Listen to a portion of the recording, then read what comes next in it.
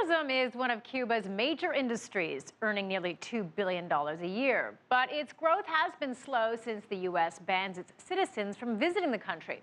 As CCTV's Michael Voss reports, Cuba is looking to attract a broader range of tourists. The Topes de Collantes is a protected nature reserve in the Escambray Mountains of central Cuba. Every year it's the setting for a nature photography competition. Dozens of amateurs and professionals spend a week in the forests, home to an array of wildlife and exotic plants. This nature photography competition is partly about showing that there is more to Cuba than sun, sea and salsa, as the country tries to add ecotourism to its vacation brand. Among this year's judges is an American photographer, Chip Cooper.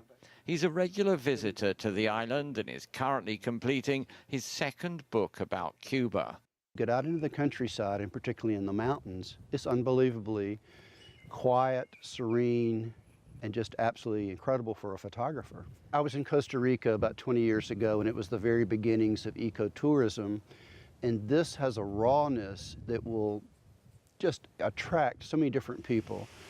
More than 100,000 foreigners do visit this nature reserve each year, but that's just a fraction of the 3 million or so tourists who head to the beaches.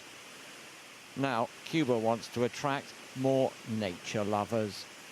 Turismo en Cuba es muy estacional. Cuban tourism is quite seasonal, with very high occupancy levels in the winter season and lower levels the rest of the year. So we're now looking for other options, including ecotourism. Y entre esas está el ecoturismo.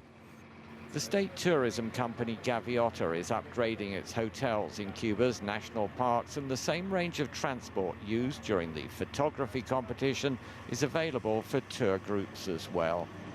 This will never replace the beach as one of Cuba's top attractions, but ecotourism looks set to become a niche part of the island's charm.